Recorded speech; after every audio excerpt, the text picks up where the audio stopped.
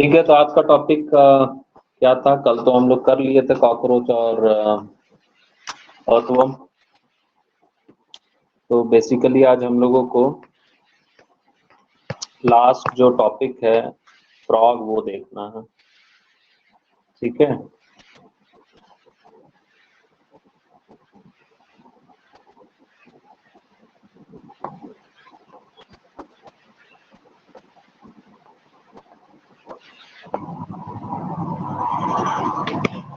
ठीक है, 1 मिनट में चेक कर ले रहा हूँ रिकॉर्डिंग हो रही है कि नहीं हो रही है।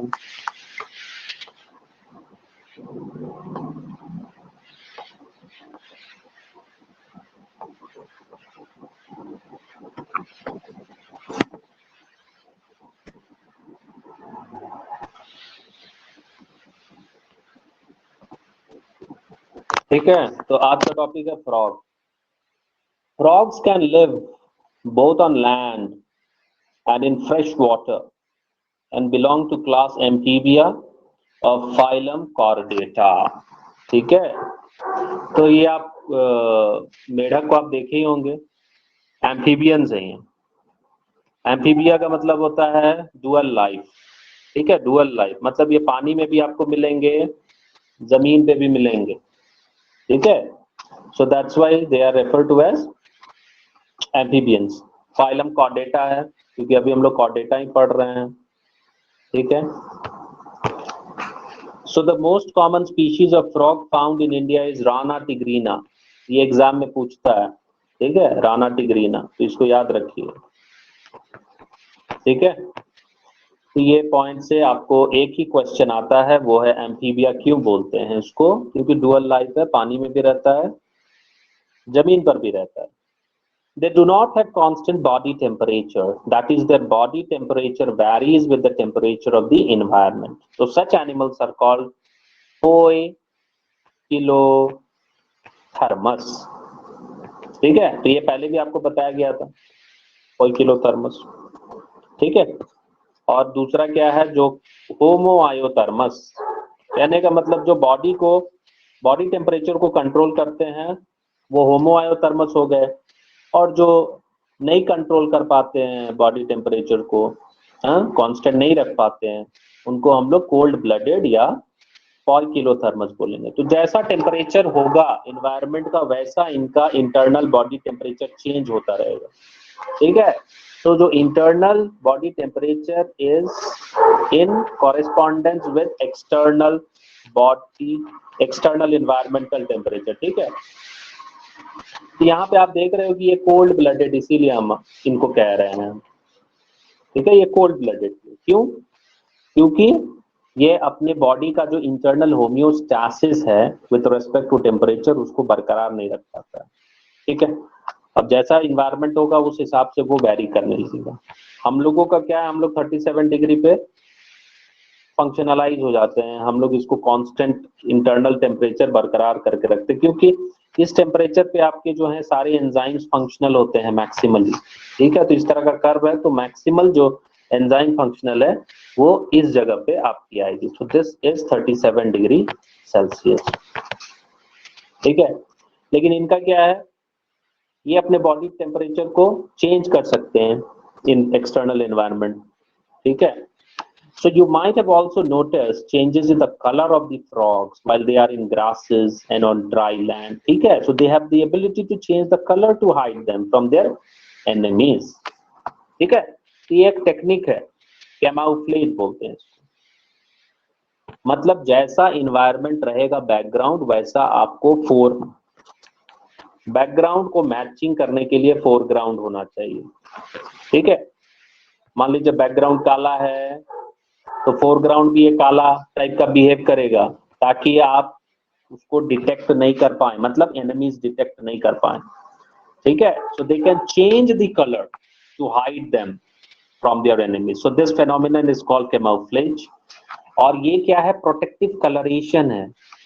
प्रोटेक्टिव कलरेशन है क्योंकि ये अपना कलर चेंज कर ले रहा है, तो जो कलरेटिव पिगमेंट्स हैं उसकी इंटेंसिटी को घटा बढ़ा सकता है। ठीक है, एज पर रिक्वायरमेंट। तो इस फेनोमेनन को हम लोग बोलते हैं मिमिक्री। तो आप देखे होंगे स्कूलों में ये होता है, कंपटीशन जहां बच्चे मिमिक्री करते हैं, ठीक है, एक्टर्स की मिमिक्री की जाती है, टीचर्स की मिमिक्री की जाती है। तो कहने का मतलब है यहाँ पे भी इन्वायरमेंटल जो बैकग्राउंड है उसकी मिमिक्री हो रही है, और जो इनमें कलरेटिव पिगमेंट्स हैं वो पार्टिसिपेट करते हैं, ठीक है। अब जैसे कि आपको इसका कलर दिख रहा है, इसका ये देखिए डायग्राम, यहाँ पे देखिए इसका कलर कैसा है, ठीक है, हरा कलर का है, ठीक है। तो ये क्या करेगा, ज्यादातर घास घास में छिपा रहेगा और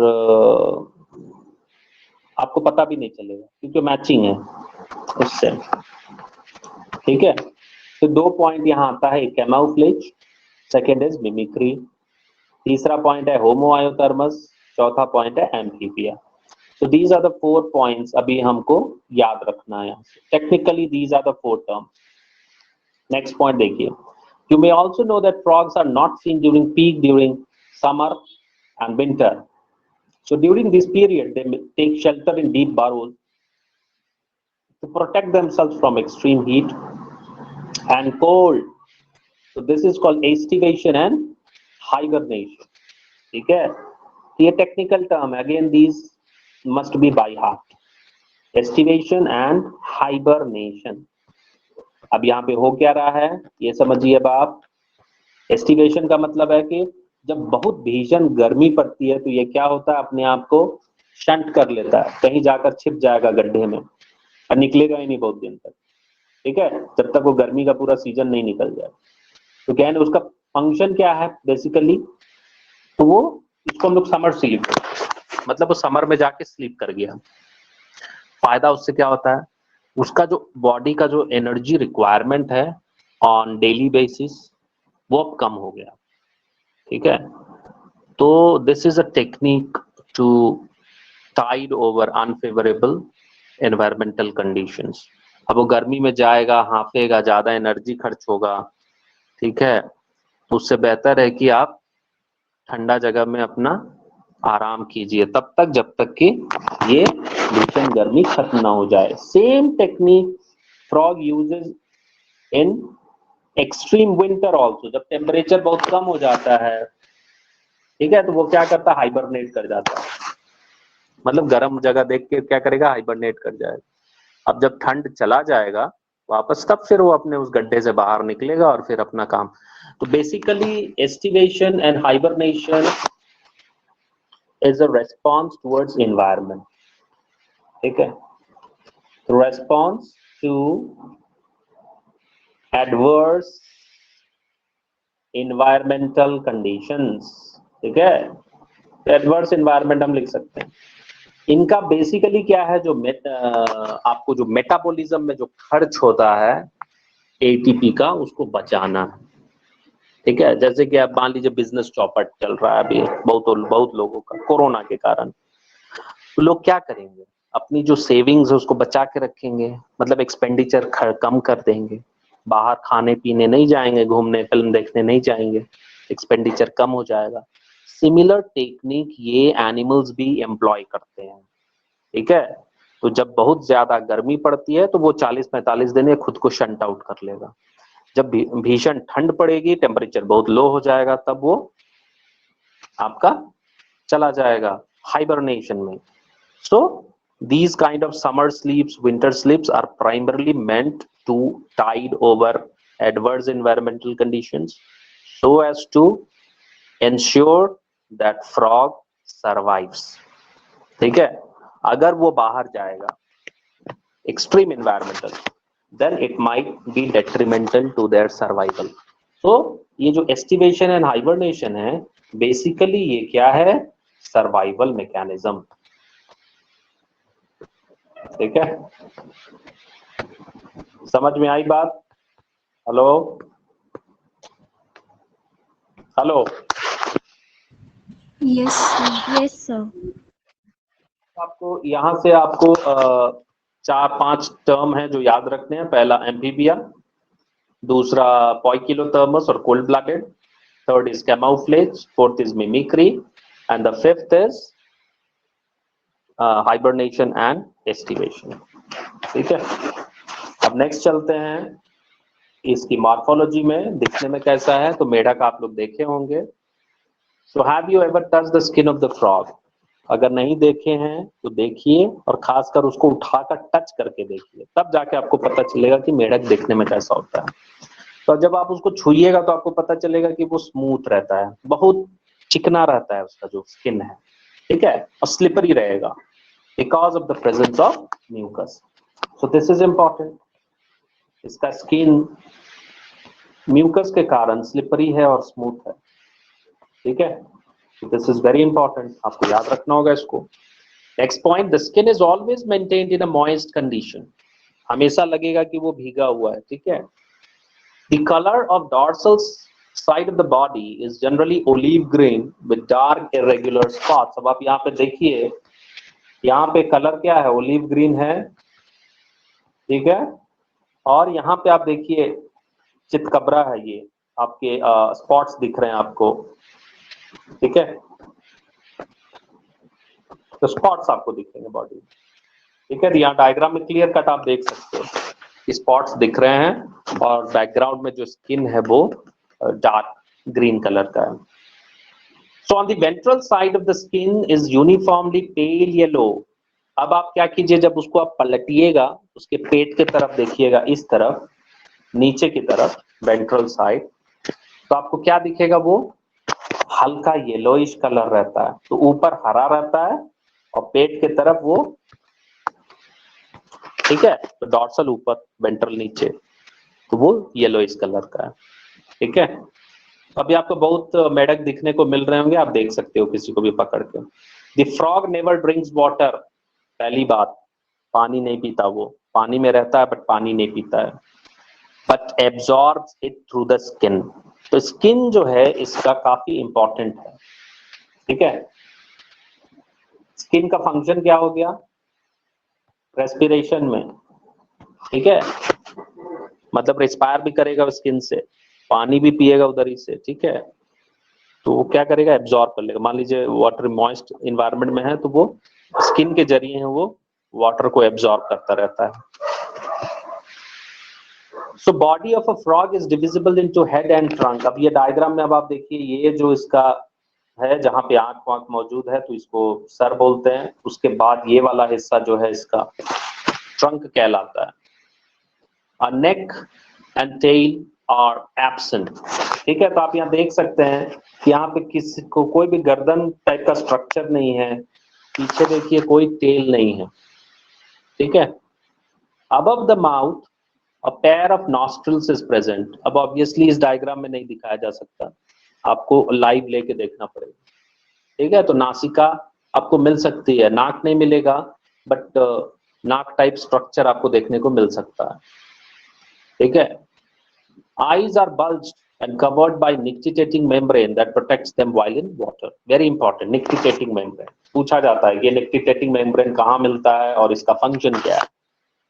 तो अब ये नॉर्मली पानी में रहता है तो क्या है, पानी आंख में घुस नहीं जाए, उसलिए क्या करता है मेम्ब्रेन उसको ढक लेता है, ठीक है। और आंख जब आप देखिएगा इसका तो वो ऐसा लगेगा जैसे शरीर से बाहर निकला हुआ है, ठीक है। तो बल्ज्ड आउट, समझ में आई बात। यहाँ आपको याद रखना है nictitating membrane, function of nictitating membrane. तो जब मेढक पानी में रहेगा तो ये निक्टिटेटिंग मेम्ब्रेन उसकी आंखों को बचाता है।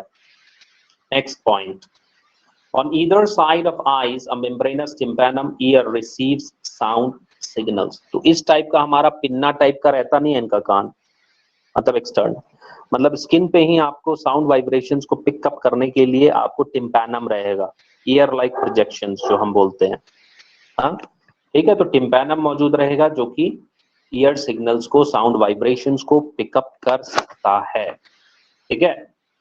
So the four limbs and hind limbs help in swimming, walking, leaping and burrowing. अब इसके पास चार टांगे हैं, आगे का दो, पीछे का दो। तो आगे वाले को फोर लिम्ब बोलेंगे, पीछे वाले को हाइंड लिम्ब बोलेंगे। और इसका फंक्शन क्या है, ये तैर सकता है, इससे चल सकता है, उछल सकता है, गड्ढा कर सकता है, ठीक है। The hind limbs end in 5 digits and they are larger and muscular than the forelimbs that end in 4 digits. Very important. जो पीछे का पैर है इसका हाइंड लिम्ब, उसमें 5 उंगलियां आपको देखने को मिलेंगी, जबकि आगे जो है फोर लिम्स उसमें 4 उंगली मिलेगा आपको, ठीक है। उंगली का मतलब डिजिट, हम उंगली बोल रहे हैं ताकि आप उसको समझें, डिजिट्स बोलते हैं, ठीक है। तो जो आगे वाला है ये वाला फोर लिम्ब, इसमें 4 डिजिट्स है, ठीक है। और जो पीछे वाला है इसमें आपको 5 डिजिट्स मिलेंगे। समझ में आई बात? तो ये आपको काफी इंपॉर्टेंट है और ये पूछता है, इसलिए याद रखिए। Difference between four limb and hind limb. Feet have webbed digits that help in swimming। अब यहाँ पे आप पैर देखिएगा तो ऐसा रहेगा आपका, ये मान लीजिए ऐसा है, ऐसा है, ऐसा ऐसा ऐसा ऐसा ऐसा ऐसा, मान लीजिए 5 है। अब ये वेब्ड है यहाँ पे, ठीक है, ऐसा वेब। ये वेब होने से क्या होगा, ये काफी अच्छे तैराक हो जाते हैं, मतलब डूबेगा नहीं है, पानी में निकलते ही तैरना चालू कर देगा, जैसे कि बत्तख आप देखे होंगे, तो उस टाइप का इनका पैर होता है, ठीक है, webbed digits. So frog exhibits sexual dimorphism। Sexual dimorphism का मतलब है मेल अलग, फीमेल अलग, ठीक है, dimorphic। Next point, male frogs can be distinguished by the presence of sound-producing vocal sacs and also a copulatory pad on the first digit of the forelimb, which are absent in female frog। तो चूंकि mail है और female है, दोनों अलग अलग हैं, अब इन दोनों के बीच में डिस्टिंक्शन है। तो ये बरसात के समय आपको क्रॉ क्रॉ करते हुए आपको जो मेल मेढक आपको सुनाई देगा, ठीक है, because they have got sound production box, ठीक है। तो फीमेल को अट्रैक्ट करने के लिए इनके पास होता है, आवाज देने के लिए ये वोकल सैक्स होते हैं, ठीक है। तो इसलिए वो चिल्लाता हुआ आप रात को सुनते होंगे, चिल्लाता रहता है जब भी पानी होता है तो। और उसके बाद इनके जो फर्स्ट फोर लिम्ब है वहां पे उनको कोपुलेटरी पैड आपको मिलेगा, ठीक है। ये कोपुलेटरी पैड बेसिकली फीमेल को पकड़ने के लिए होता है, ठीक है। So these are the two important distinguishing features in a male frog, ठीक है। First one आपका vocal sacs so that it can produce sounds to attract females, and number 2 copulatory pad to hold onto females। ये point है जो आपको यहाँ याद रखना होगा। नेक्स्ट चलते हैं anatomy.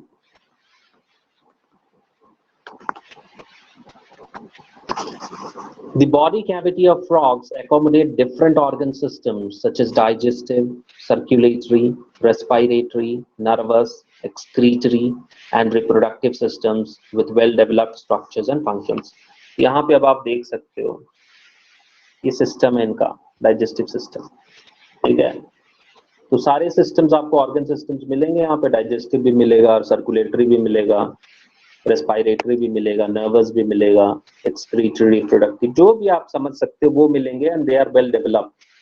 So the digestive system consist of alimentary canal and digestive glands. Alimentary canal is short because frogs are carnivores and hence the length of intestine is reduced, ठीक है। ये एक इंपॉर्टेंट पॉइंट है जो कि conceptual है। कहने का मतलब कि इनका जो ये पाचन जो तंत्री है, आप जिसको बोल सकते हो एलिमेंट्री कनाल, ये छोटा होता है। छोटा क्यों होता है? क्योंकि ये कार्निवोर्स, ठीक है। तो खाया, पचा तो पचा, नहीं तो निकाल देने का है, ठीक है, उस टाइप से है। तो होता क्या है कि एवोल्यूशनरीली आपका जो इंटेस्टाइन का जो लेंथ होगा वो छोटा हो जाएगा, ठीक है। और हर्बीवोर्स में क्या होता है कि आपको लंबा समय तक पचाने का टाइम लगेगा, ठीक है। तो जो इंटेस्टाइन का लेंथ होता है वो कंसिडरेबली इलोंगेटेड होता है इन केस ऑफ हर्बीवोर्स, ठीक है। तो this is the difference between the alimentary canal length in carnivores and herbivores. तो ये important point. The mouth opens into the buccal cavity that leads to the esophagus through pharynx. Esophagus is a short tube that opens into the stomach, which in turn continues to the intestine, rectum, and finally opens outside by the cloaca। तब आप यहाँ पे देख सकते हो, ये आपका esophagus है, ये लीवर है, यहाँ से esophagus से ये ट्यूब लाइक स्ट्रक्चर स्टमक हो गया, this gives way to intestine, फिर इंटेस्टाइन के बाद आपको ये यहाँ चला आया, तब आप यहाँ पे देखिए रेक्टम हो गया, फाइनली बाहर exterior opening that is cloaca, ठीक है। Liver secretes bile that is stored in the gall bladder. अब ये फंक्शन है, लीवर का काम क्या है, यहाँ पे देखिए गॉल ब्लैडर है आपके पास, ये हरा कलर का, ठीक है, ये गॉल ब्लैडर है, ठीक है। तो कहने का मतलब ये बाइल सिक्रीट करता है लीवर जो है आपका, और ये बाइल जो सिक्रीट करेगा वो गॉल ब्लैडर में जाके स्टोर हो जाएगा। तो जैसा हम में होता है वैसे ही इसमें भी है, ठीक है, फीचर्स। अब उसके बाद देखिए pancreas. So pancreas is a digestive gland, produces pancreatic juice containing digestive enzymes. ठीक है। Next point, food is captured by the bilobed tongue. Digestion of food takes place by the action of HCl and gastric juices secreted from the walls of the stomach. ठीक है, तो यहाँ पे आपका stomach walls में आपकी ये सब हैं, HCl और गैस्ट्रिक जूसेस, ठीक है, जो कि खाना को पचाने में मदद करेगा। तो जैसा हम लोगों में है वैसा एग्जैक्टली इनमें भी है चीजें, ठीक है।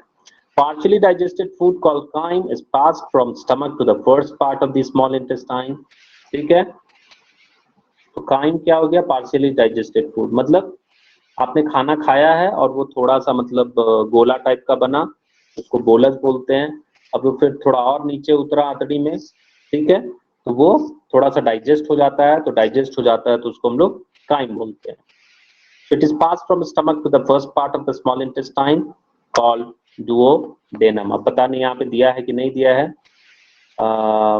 डायग्राम में नहीं है, ठीक है। नेक्स्ट देखिए, the duodenum receives bile from gallbladder and pancreatic juices from the pancreas through a common bile duct.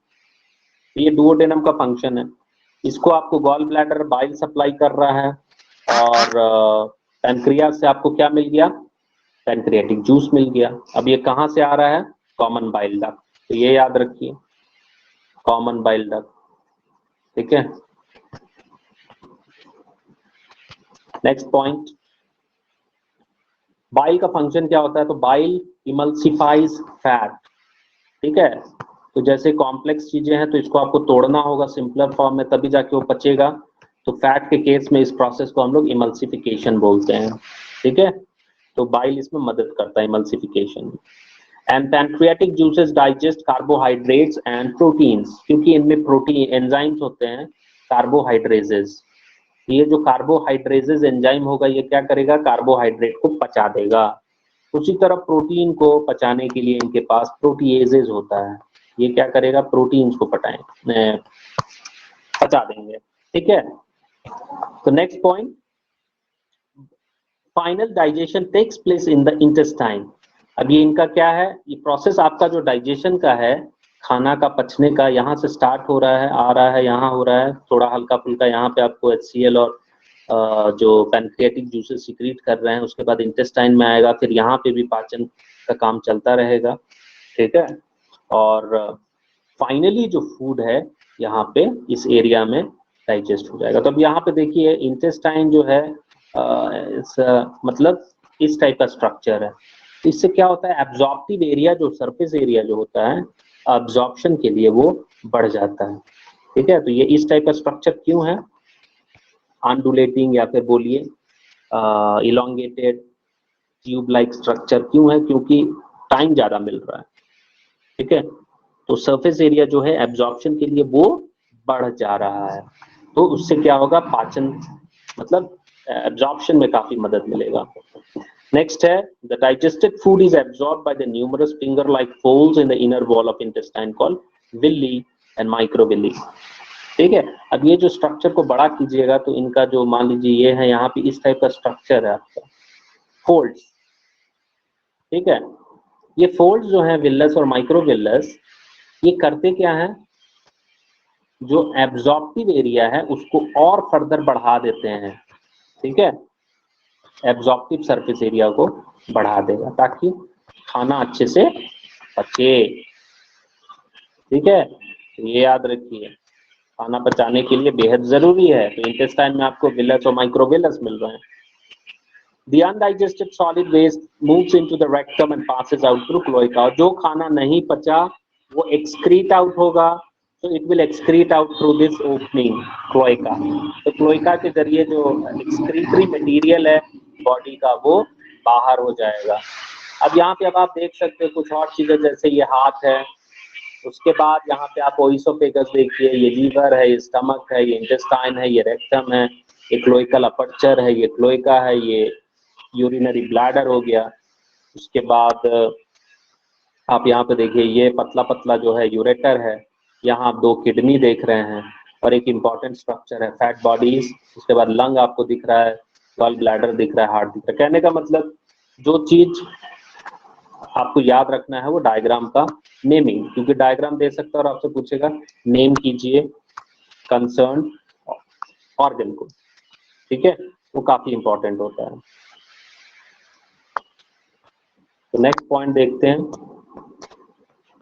तो यहाँ पे जो आपको याद रखने का है वो लीवर, बाइल, उसके बाद जो HCl गैस्ट्रिक जूस, काइम क्या होता है, डुओडेनम का क्या फंक्शन है, बाइल का क्या फंक्शन है, उसके बाद फूड कहाँ फुल्ली डाइजेस्ट हो रहा है, माइक्रोविलस और विलस कहाँ मौजूद हैं, उनका क्या रोल है, ठीक है। तो ये सब कुछ क्वेश्चन है जो कि ये लोग बना सकते हैं यहाँ पे। नेक्स्ट पॉइंट है frogs respire on land and in the water bye 2 different methods. Very important point. अब चूंकि डुअल लाइफ है, पानी में वो कुछ और तरीके से सांस लेगा, जमीन पे रहेगा तो कुछ और तरीके से सांस लेगा। तो जब पानी के अंदर रहता है तो skin acts as the aquatic respiratory organ. So this phenomenon is called cutaneous respiration. तो वो अपने चमड़े से, स्किन से वो रेस्पायर कर सकता है, and this phenomenon is called cutaneous respiration. तो जब वो स्किन से रेस्पायर कर सकता है तो उसको हम लोग क्यूटेनियस बोलेंगे, ठीक है। तो ये याद रखिए, वेरी इंपॉर्टेंट है ये पॉइंट। उसके बाद dissolved oxygen in the water is exchange through the skin bye diffusion. ये प्रोसेस है आपका डिफ्यूजन, ठीक है, बाद में आएगा तो वहां भी समझिए। अभी ये टेक्निकल टर्म है तो अभी आप समझ लीजिए कि जस्ट टर्म याद रखिए। डिफ्यूजन के माध्यम से क्या हो रहा है, जो ऑक्सीजन पानी में घुला हुआ है वो क्या करेगा, स्किन, ये मान लीजिए पानी है और ये फ्रॉग का बॉडी है, ये स्किन है, ये क्या करेगा, जो डिसॉल्व्ड O2 है ये सीप कर जाएगा उसके स्किन से, ठीक है, और इस डिफ्यूजन बैरियर को पास करके अपटेक हो जाएगा। तो इस टाइप से काम कर रहा है स्किन रेस्पिरेशन में। लेकिन जब लैंड पे रहता है तो buccal cavity, skin and lungs act as the respiratory organ. Very important, ठीक है। अब वहां तो स्किन था रेस्पिरेटरी ऑर्गन, बट यहाँ पे क्या है, जब वो लैंड पे रहता है तो बकल कैविटी, स्किन और लंग्स तीनों से वो सांस ले रहा है। मतलब मुंह से भी सांस ले रहा है, चमड़े से भी सांस ले रहा है, और उसका जो फेफड़ा है लंग, उससे भी सांस ले रहा है, ठीक है। तो स्टूडेंट लोग यहाँ कंफ्यूज करता है, स्टूडेंट लोग को याद रखता है कि पानी में है तो स्किन से और जमीन पे है तो लंग से। नो, जमीन पे जब वो है तो उसके पास 3 मैकेनिज्म है, माउथ, लंग्स एंड स्किन, ठीक है। तो जब लंग से होता है तो उसको हम लोग बोलते हैं pulmonary respiration. So this is called lung respiration और pulmonary respiration, ठीक है। आप देखे होंगे जब आप थक जाते हैं तो आप मुंह खोल के सांस लेते हैं ना, मुंह खोल के, तो बक्कल रेस्पिरेशन है, क्यों आप मुंह से सांस ले रहे हैं, ठीक है। जैसे मान लीजिए नाक जाम है तो आप नाक से सांस तो ले नहीं पा रहे हैं, ठीक है, आप मुंह खोल के लेना चालू कर देते हैं, ठीक है। तो ये भी वैसे ही करता होगा, ठीक है। Next point, The respiration by lungs is called pulmonary respiration. ये मैंने बता दिया आपको। The lungs are pair of elongated pink-colored sac-like structures present in the upper part of the trunk region, which is called thorax. तो diagram में आपने यहाँ देखा है लंग्स का स्ट्रक्चर, यहाँ पे आपको दिया है, ये रहा आपका लंग्स, ठीक है। नेक्स्ट पॉइंट देखिए, air enters through the nostrils into the buccal cavity and then into the lungs. So during estivation and hibernation, gaseous exchange takes place through skin. अब ये लास्ट वाला पॉइंट अगेन वेरी इंपॉर्टेंट। जब ये summer sleep और winter sleep में अपने energy resources को, metabolic energy को बचा रहा होता है, तब वो कोशिश करेगा कि जो रेस्पिरेशन है वो मिनिमाइज हो जाए। तो रेस्पिरेशन मिनिमाइज करने के लिए वो क्या करेगा, सिर्फ स्किन से सांस लेगा, ठीक है। सो ये बहुत ही इंपॉर्टेंट क्वेश्चन है।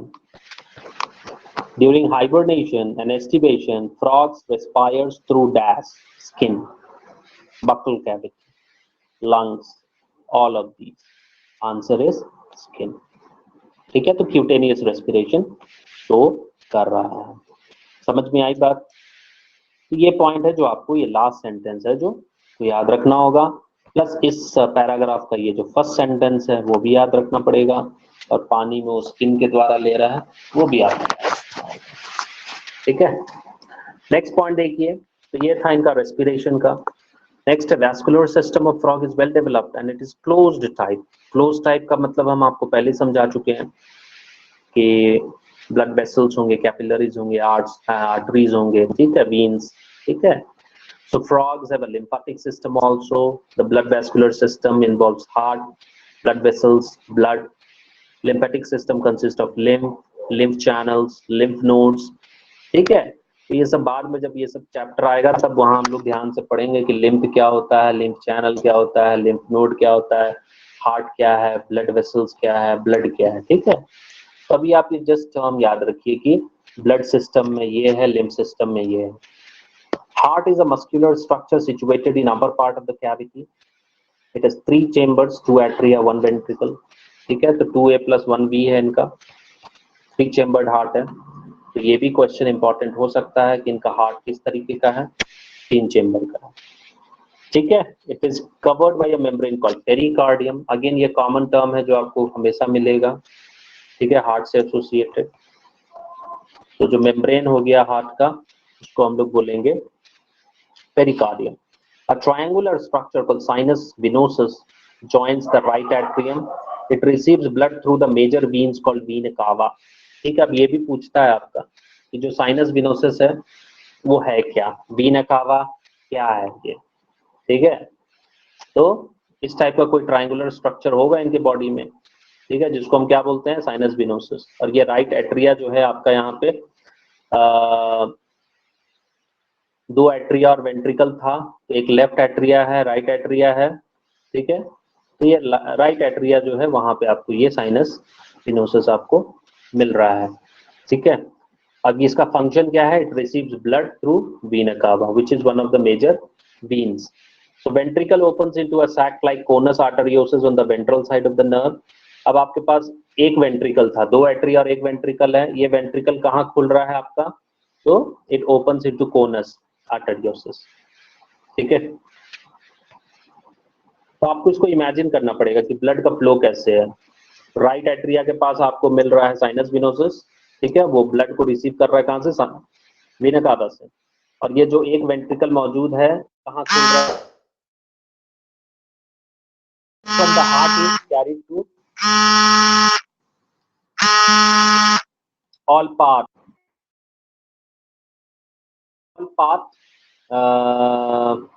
the blood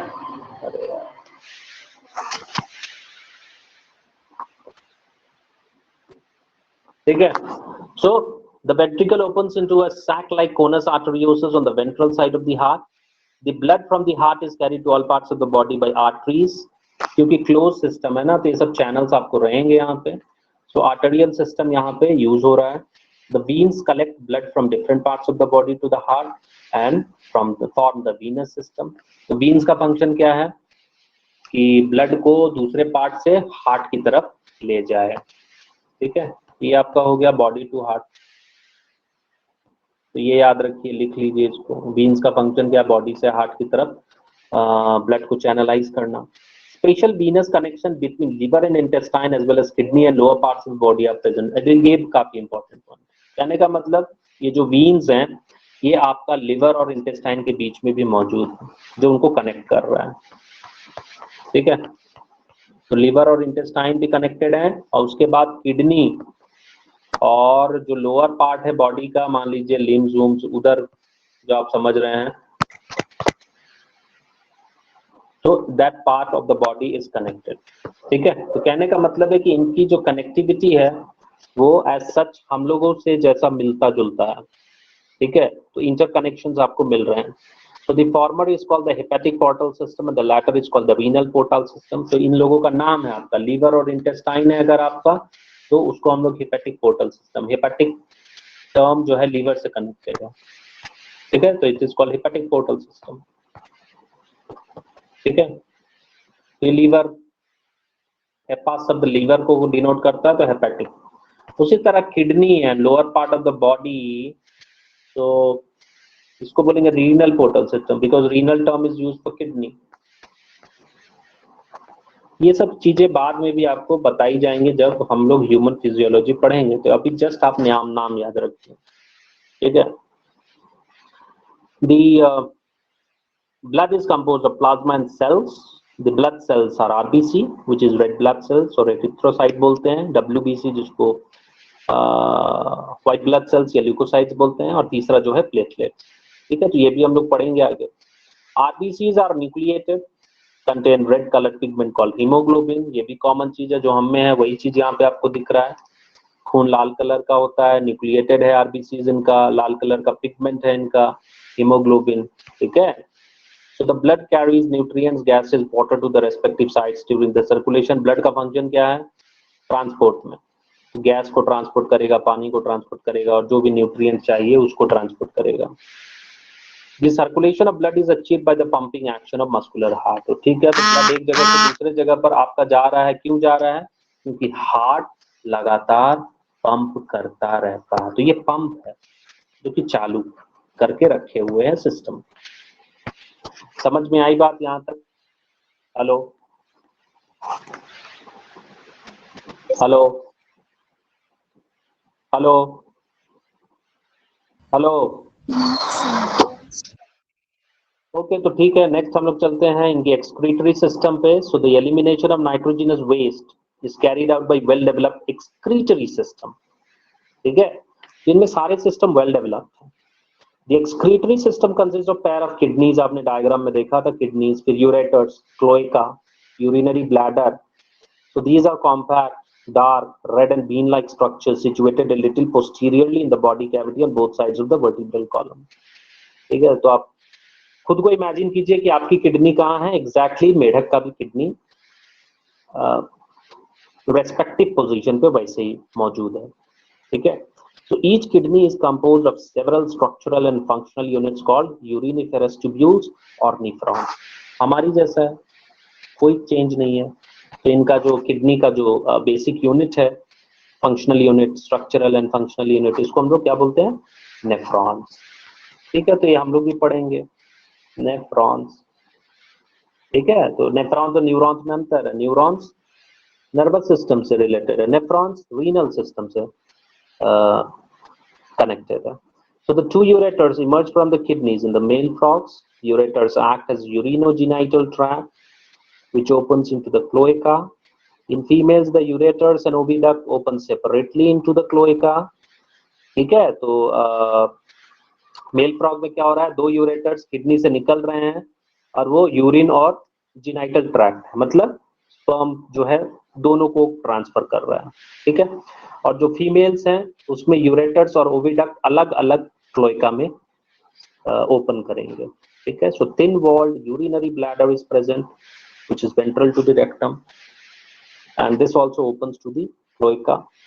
the frog excretes urea, ठीक है। तो ये इंपॉर्टेंट है आपका, ये आप यूरिया एक्सक्रीट आउट करता है, इसलिए इसको हम लोग क्या बोलते हैं?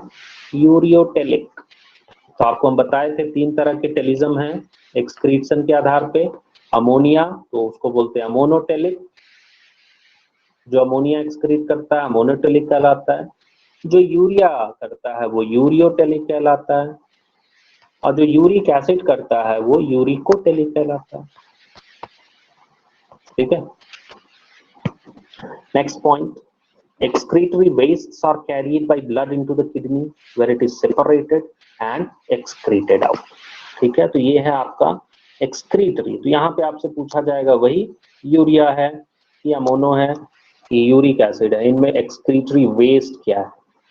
The system for control and coordination is highly evolved in the frog, ठीक है। तो अब इनका नर्वस सिस्टम देखिए किस टाइप से है। It includes both nervous system and endocrine glands, ठीक है। तो हम यहाँ पे इसको क्या बोलेंगे? Neuro endocrine system.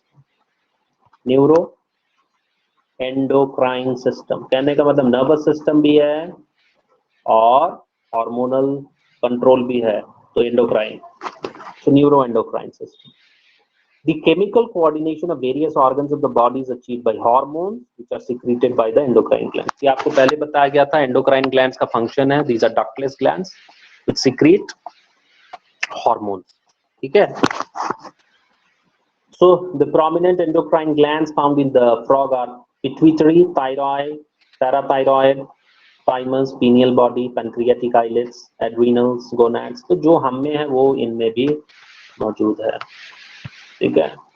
The nervous system is organized into central nervous system, brain and the spinal cord. Again हमसे मैच करता है. Peripheral nervous system हम में भी है, इनमें भी है. Peripheral nervous system is cranial and spinal nerves. Autonomic nervous system, sympathetic and parasympathetic. ठीक है? So there are 10 pairs of cranial nerves arising from the brain.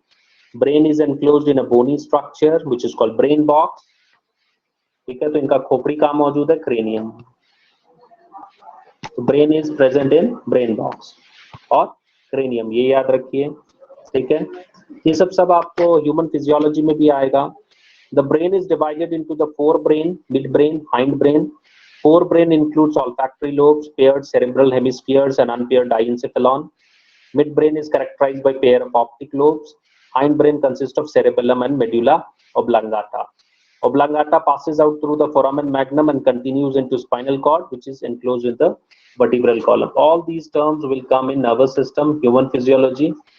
तो हम लोग उसको डिटेल में वही समझेंगे कि एग्जैक्टली ये चीजें होती क्या हैं और ये फंक्शन कैसे करता है. सारा चीज यहाँ जितनी भी चीजें दी गई हों, autonomic nervous system, peripheral nervous system, spinal cord क्या होता है, ब्रेन क्या है, क्रेनियल क्या है, ठीक है, क्रेनियल नर्व्स क्या है, सिंपैथेटिक नर्वस सिस्टम का मतलब क्या होता है, पैरासिम्पैथेटिक नर्वस सिस्टम का मतलब क्या होता है, क्रेनियम क्या है, फोर ब्रेन का फंक्शन क्या है, स्ट्रक्चर क्या है, हाइंड ब्रेन, मिड ब्रेन का स्ट्रक्चर फंक्शन क्या है. ठीक है? उसके बाद ये सेरेबेलम क्या करता है, मेडुला ओब्लंगाटा का क्या फंक्शन है. So all these are important thing and we will do it in detail when we will do nervous system. फिलहाल के लिए आपको याद रखना है कि ये मेढक में भी मौजूद है. ठीक है? नेक्स्ट पॉइंट देखते हैं. Frogs have different types of sense organs, namely organs of touch. ठीक है? तो इसको हम लोग सेंसरी पैपिली बोलते हैं. टेस्ट के लिए आपके पास इनके पास क्या है, टेस्ट बड्स हैं. स्मेल के लिए इनके पास नेजल एपिथेलियम, मतलब सूंघ सकता है, छू सकता है, टेस्ट कर सकता है. आंख है, देख सकता है. टिम्पैनम है विद इंटरनल ईयर्स, तो सुन भी सकता है. ठीक है? तो इनके पास ये जो हमारे पास सेंसरी ऑर्गन्स हैं वो मेढक के पास भी है. So out of these, eyes and internal ears are well organized structures and the rest are cellular aggregations around nerve endings. तो कहने का मतलब आंखें बल्ब्ड आउट हैं, काफी वेल डेवलप्ड हैं. उसी तरह जो इनका इंटरनल ईयर स्ट्रक्चर है टिम्पैनम, वो भी वेल डेवलप्ड है. लेकिन बाकी जो आपका दिख रहा है, sensory papillae, taste buds, nasal epithelium, ये सब क्या है? These are cellular aggregates. ठीक है? Next point. Eyes in a frog are a pair of spherical structures situated in the orbiting skull. So these are simple eyes possessing only one unit. ठीक है? तो आपने कॉम्प्लेक्स आई पढ़ा था ओमाटिडिया पिछले ए में, कॉकरोच में, बट यहाँ क्या है? सिंपल आई है इनके पास. ठीक है?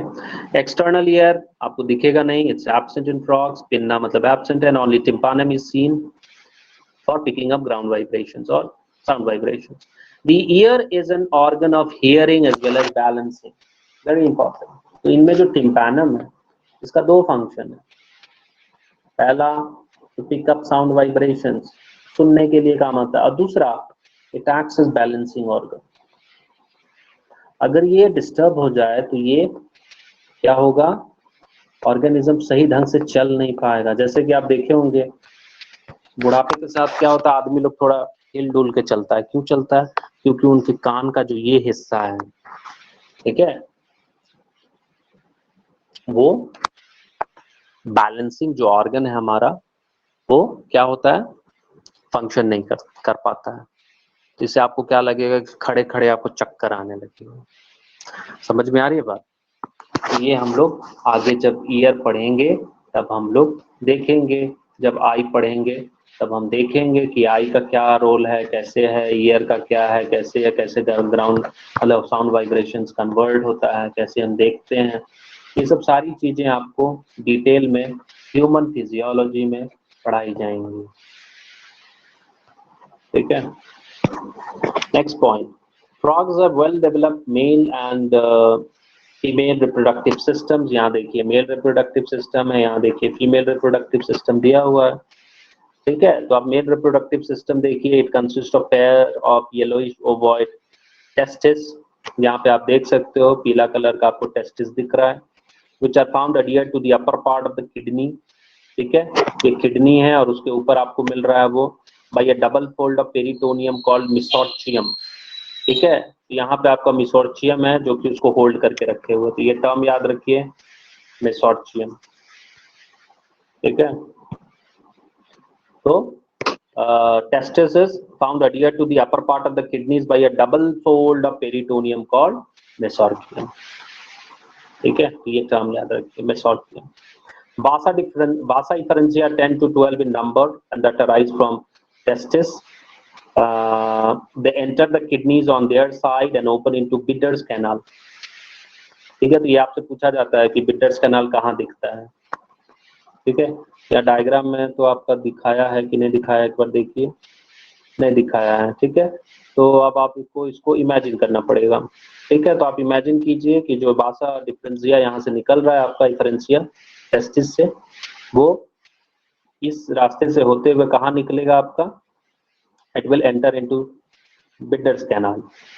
ठीक है, finally it communicates with the urinogenital duct that comes out of the kidneys and opens into the cloaca। यहाँ पे आपको दिख रहा है क्लोएका अपर्चर। ठीक है, तो ये वाला लास्ट वाला हिस्सा है, ये हिस्सा, ये आपका यूरिनरी ब्लैडर हो गया, ये रेक्टम हो गया।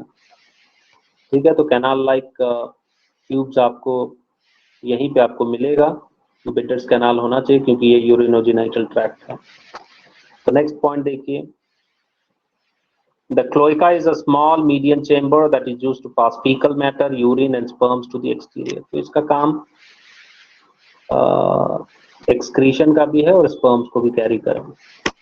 ठीक है, नेक्स्ट देखते हैं female reproductive system. It includes a pair of ovaries. अब आप यहाँ पे देख सकते हो, ये रहा आपका ओवरी विद ओवाज।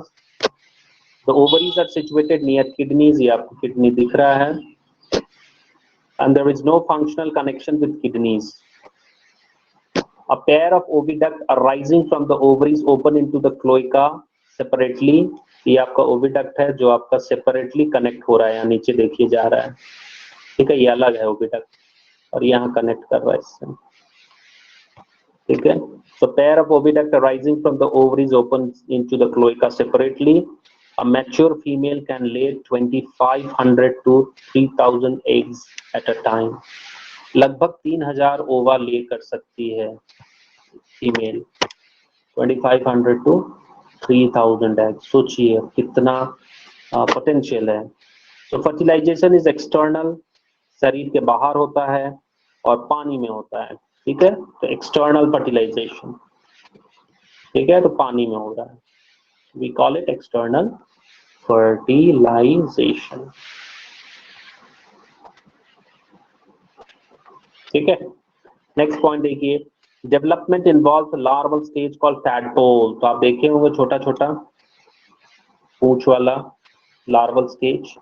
सो फ्रॉग का जो लार्वल स्टेज है उसको हम लोग क्या बोलेंगे, टैडपोल। तो ये भी इंपॉर्टेंट है, tadpole. Tadpole undergoes metamorphosis to form adult। Now this is the term that you need to know, metamorphosis।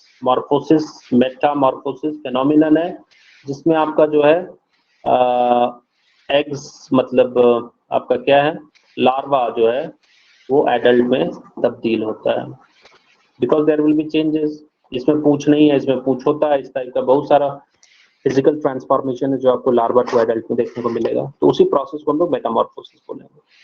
Frogs are beneficial for mankind because they eat insects and protect the crop। तो इनका एक काम है, insects जो आपको मिल रहे हैं उसको खाते हैं, तो क्रॉप प्रोडक्टिविटी को बढ़ाएगा। Frogs maintain ecological balance because they serve as an important link of food chain and food web in the ecosystem. बहुत important है, सांप खाता है, ठीक है। तो ये important मतलब एक समझ के चलिए कि फूड वेब और फूड वेब में एक important जंक्शन है। इनको अगर हम गायब कर दें फूड वेब से तो हमारा इकोलॉजिकल सिस्टम कोलैप्स कर जाएगा। इनका इंपॉर्टेंस इतना। In some countries muscular legs of frogs are used as food, ठीक है। तो चाइना, हांगकांग, सिंगापुर, ये सब जो ईस्टर्न साउथ ईस्टर्न एशिया जाइएगा तो आप लोग बड़े चाव से इनका टंगड़ी खाते हैं, लेग्स, और जूस भी पीते हैं। इनका जो सूप है फ्रॉग सूप, ठीक है। तो ये हो गया इनका जो इकोनॉमिक इम्पोर्टेंस, इसको हम लोग बोलते हैं इकोनॉमिक इम्पोर्टेंस, ठीक है। तो क्रॉप को प्रोटेक्ट करता है, उसके बाद इकोलॉजिकल बैलेंस में रोल है इनका, और उसके बाद used as soup and food also. समझ में आई बात? तो यहाँ पे आपको यही याद रखना है, मेल रिप्रोडक्टिव फीमेल, तो सारी चीजें जो हैं यहाँ ह्यूमन फिजियोलॉजी से मैच करती हैं। पहली बात, हमारे पास जो सिस्टम है इनके पास भी वही सिस्टम है। जो की पॉइंट आपको यहाँ पे याद रखना है वो इस चैप्टर में एक बार फिर से मैं रिविजिट कर दूं। मीनिंग ऑफ एम्फीबिया, ठीक है। Meaning of poikilotherms means they can not maintain their constant body temperature. Then meaning of camouflage, meaning of mimicry, mimicry means protective colouration, ठीक है, टू हाइड फ्रॉम एनिमीज। उसके बाद going for summer sleep which is estivation and winter sleep which is hibernation, ठीक है। उसके बाद आप आइए इनका जो मॉर्फोलॉजी आता है, तो यहाँ पे आपको जो फोर लिम्स और हाइंड लिम्स है वो इम्पोर्टेंट है। जो फोर लिम्स हैं उनमें 4 उंगलियां देखने को मिलेंगी, डिजिट्स। पीछे वाला जो हाइंड लिम्स है उसमें 5 मिलेगा। उसके बाद जो मेल और फीमेल फ्रॉग्स में अंतर होता है, तो मेल फ्रॉग में आपको 4 लिम्स में कॉप्युलेटरी पैड मिलेगा और वोकल सैक मिलेगा जिससे वो साउंड प्रोड्यूस कर सकता है, ठीक है। उसके बाद चलते हैं इधर एनाटॉमी में आइए। तो एनाटॉमी में जैसे हम लोगों में है उसी तरह का सिस्टम इधर भी इनके पास है, A to Z सिस्टम वैसे ही है, ठीक है। तो इसमें कुछ ऐसा नहीं है जो कि आपको समझना है, ठीक है। बट ये जो भी फंक्शन है, चाहे HCl का फंक्शन हो या गैस्ट्रिक जूसेस का हो या बाइल का हो या लिवर का या पैनक्रियास, जो भी है वो जो हमारे में है फंक्शन, वही फंक्शन यहाँ इनमें मिल रहा है। उसके बाद जो नेक्स्ट इंपॉर्टेंट पॉइंट है वो रेस्पिरेशन। तो ये पानी में रहता है तो स्किन से रेस्पायर करता है, जमीन पे रहता है तो बकल कैविटी, स्किन और लंग से रेस्पायर करता है, और जब ये हाइबरनेशन या एस्टिवेशन में होता है तब ये स्किन से रेस्पायर करता है। तो ये इंपॉर्टेंट है आपका, ठीक है। उसके बाद इनका वेस्कुलर सिस्टम हमारे जैसा ही है, एक्सक्रीटरी सिस्टम भी इनमें किडनी वाले सिस्टम है, ठीक है। बट एक चीज जो यहाँ आपको याद रखना है वो ये है कि ये यूरिया एक्सक्रीट करते हैं, ठीक है। तो ये यूरिकोचैलिक, ठीक है। तो यहाँ पे भी हमारे जैसे ही हैं। उसके बाद कंट्रोल और कोऑर्डिनेशन की बात करेंगे तो जिस तरह का हार्मोनल सिस्टम और नर्वस सिस्टम हम इनमें है वैसे ही हम लोगों में भी है, ठीक है। जिस तरह का ब्रेन का डिवीजन हमारा fore brain, mid brain, hind brain में होता है वैसे ही इनका भी है, ठीक है। उसके बाद इनमें भी सेंस ऑर्गन्स आपको मिलेंगे, आईज है, टिम्पैनम है सुनने के लिए, नेजल एपिथेलियम है सूंघने के लिए, टेस्ट बर्ड्स हैं टेस्ट के लिए। उसके बाद टच के लिए सेंसरी पैपिली है जिससे वो पता लगा सकता है। आई का बात है तो वो सिंपल आईज है, ठीक है। और जो ईयर है वो बैलेंसिंग ऑर्गन का भी काम करता है अपार्ट फ्रॉम हियरिंग। उसके बाद आपका जो रिप्रोडक्टिव सिस्टम है बिल्कुल हमारी जैसा है आपका जो सिस्टम है, ठीक है। और जस्ट कुछ डिफरेंसेस जो आपको मिल जाएंगे वो इस टाइप का, क्लोइका पर्चर या कह सकते हो, ठीक है। बाकी जो आपको दिख रहा है किडनी, टेस्टिस,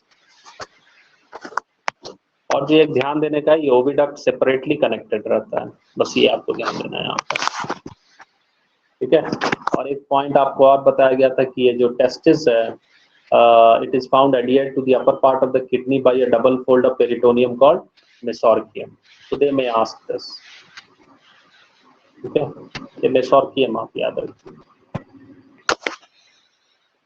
उसके बाद लास्ट पॉइंट वही है आपका, इंसेक्ट को खाता है, क्रॉप को प्रोटेक्ट करता है, इकोलॉजिकल बैलेंस को मेंटेन करता है, और फिर फूड के रूप में, सूप के रूप में कुछ लोग इसको इस्तेमाल कर सकते हैं.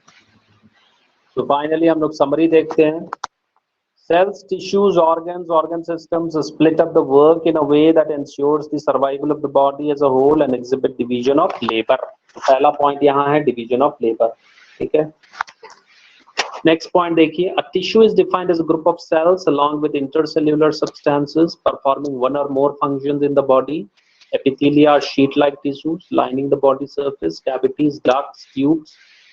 Epithelia have one free surface facing a body fluid or outside environment. Their cells are structurally and functionally connected at junctions. So basically this paragraph में कुछ भी नया नहीं है जो कि टेक्स्ट में नहीं दिया है, टेक्स्ट में दिया है बाकी सारी चीजें. नेक्स्ट देखिए, diverse types of connective tissues bind together, support, strengthen, protect and insulate other tissue in the body. Soft connective tissues consist of protein fibers as well as variety of cells arranged in ground substance. Cartilage, bone, blood, adipose tissue are specialized connective tissues. Cartilage and bone are both structural materials. Blood is a fluid tissue with transport functions. Adipose tissue is a reservoir of stored energy. Muscle tissue, which can contract or shorten in response to stimulation, helps in movement of the body and specific body parts. Skeletal muscle is the muscle tissue attached to bones. Smooth muscle is a component of internal organs. Cardiac muscle makes up the contractile walls of the heart. Connective tissue covers all three types of tissues. Nervous tissue exerts greatest control over the response of the body. Neurons are basic units of nervous tissue. कहने का मतलब इस paragraph में भी कोई ऐसा extra point नहीं है जो कि टेक्स्ट में न दिया. Earthworm, cockroach and frog show characteristic features in body organization. In Ferretima postuma, that is earthworm, the body is covered by cuticle. All segments of its body are alike except the 14th, 15th and the 16th segment, which are thick and dark and glandular, forming clitellum. A ring of S-shaped chitinous setae is found in each segment. These setae help in locomotion. On the ventral side, spermatical openings are present in between the groups of 5 and 6, 6 and 7, 7 and 8, and 8 and 9 segments. Female genital pores are present on 14th segment. Male genital pore is present on 18th segment. Alimentary canal is narrow tube made up of mouth, buccal cavity, pharynx, gizzard, stomach, intestine, and anus. The blood vascular system is of closed type with heart and valves. Nervous system is represented by ventral nerve cord. Earthworm is hermaphrodite. 2 pairs of testes occur in the 10th and 11th segment respectively. A pair of ovaries are present on 12th and 13th. Intersegmental septum. It's a protrandous animal with cross fertilization. Fertilization and development take place in cocoon secreted by the glands of clitellum. Okay. Next point. The body of cockroach Periplaneta americana is covered by chitinous exoskeleton. It is divided into head, thorax, and abdomen. Segments bear jointed appendages. There are 3 segments of thorax, each bearing a pair of walking legs. 2 pairs of wings are present, 1 pair each on 2nd and 3rd segment. There are 10 segments in the abdomen. Alimentary canal is well developed with mouth surrounded by mouth parts, pharynx, esophagus, crop, gizzard, midgut, hindgut, anus. Hepatic ceca and are present at the junctions of foregut and midgut. Malpighian tubules are present at the junction of midgut and hindgut and they help in excretion. A pair of salivary gland is present near crop. The blood vascular system is of open type. Respiration takes place by network of tracheae. Trachea opens outside with spiracles. Nervous system is represented by segmentally arranged ganglia and ventral nerve cord. Pair of testes is present in 4th and 4 to 6 segments. Ovaries in 2nd to 6 segments. Fertilization internal है. उसके बाद आपका क्या है? Female produces 9 to 10 ootheca bearing developing embryos after rupturing. of single Utica 16 young ones called nymphs come out। तो यहाँ पे data थोड़ा सा चेंज है, आप देख लीजिए मेन टेक्स्ट और ये टेक्स्ट में थोड़ा सा अंतर है, ठीक है। Next point, the Indian bullfrog Rana tigrina is the common frog found in India. Body is covered by skin, mucous glands are present in the skin which is highly vascularized, helps in respiration in water and on land. Body is divisible into head and trunk. A muscular tongue is present, which is bilobed at the tip and used in capturing the prey. Okay. The alimentary canal consists of esophagus, stomach, intestine, and rectum, which opens into cloaca. Main digestive glands are liver and pancreas, can respire in water through skin and through lungs on land. ठीक है, यहाँ थोड़ा सा difference है, ठीक है, तो आप टेक्स्ट पे ध्यान दीजिए। Next point, circulatory system is closed with single circulation. RBCs are nucleated. Nervous system is organized into central, peripheral, and autonomic. Okay. Next point. The organs of urinogenital system are kidneys, urogenital ducts which open into cloaca. The male reproductive organ is pair of testes. Female reproductive organ is pair of ovaries. Female lays 2,500 to 3,000 ova at a time. Fertilization and development is external. The eggs hatch into tadpoles, which metamorphose into adult frogs.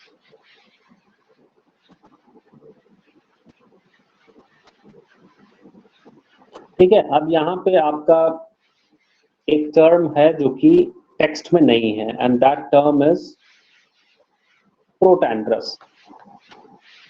Pro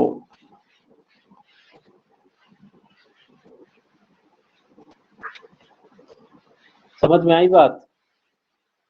तो प्रोटैंड्रस का मतलब क्या होता है कि जो male part होता है वो पहले मैच्योर कर जाएगा, ठीक है, मेल जो है वो पहले मैच्योर कर जाएगा। इट इज अ प्रोटैंड्रस एनिमल, ठीक है। तो नॉर्मली इस टर्म को हम लोग जहाँ पे हर्माफ्रोडाइट सिस्टम होता है वहां पे हम लोग इस्तेमाल करते हैं, जहाँ पे मेल और फीमेल एक ही ऑर्गेनिज्म में मौजूद है।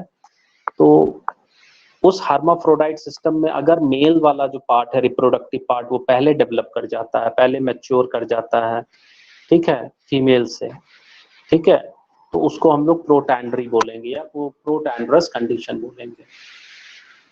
समझ में आई बात? इसका मतलब इससे फायदा हमको क्या होता है, सेल्फ फर्टिलाइजेशन नहीं होगा। समझ में आई बात? क्योंकि अगर मेल फीमेल पार्ट एक साथ डेवलप हो जाएगा तो ये आपस में फर्टिलाइज कर जाएंगे, ठीक है। तो क्रॉस फर्टिलाइजेशन के लिए हमको क्या करना पड़ेगा, वो एक को पहले ये होना पड़ेगा, मैच्योर होना पड़ेगा, ठीक है। अब इसी तरह एक दूसरा टर्म होता है प्रोटोजाइनी। प्रोटोजाइनी, ठीक है। तो प्रोटोजाइनी का मतलब क्या होता है कि फीमेल का जो पार्ट है, जैसे कि अगर मान ली प्लांट का अगर हम बात करेंगे तो कार्पेल्स, स्टिग्मास, ठीक है, तो वो क्या है, स्टेमन्स और पॉलन से पहले मैच्योर कर जाएगा और रिलीज हो जाएगा। इसका मतलब फीमेल सिस्टम डेवलप्स मैच्योरली, ठीक है, डेवलप्स अर्ली। अब प्रोटैंड्री का मतलब होता है male reproductive system matures early.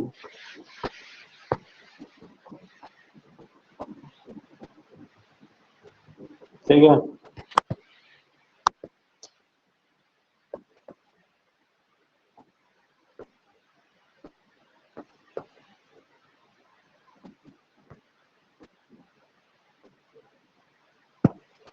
तो यही आपका अंतर है प्रोटोगाइनी और प्रोटैंड्री में।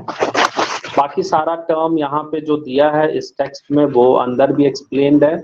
कुछ डेटा चेंज है यहाँ पे, जैसे ये डेटा, तो टेक्स्ट वाला डेटा को आप यूज कीजिएगा जो आपके बुक में दिया है, ठीक है, कि कितना अंडा दे रहा है और कितना ऊथिका में से कितने बच्चे निकल रहे हैं, ठीक है। तो यही है आपका चैप्टर। कोई सवाल है आपके पास यहाँ से? हेलो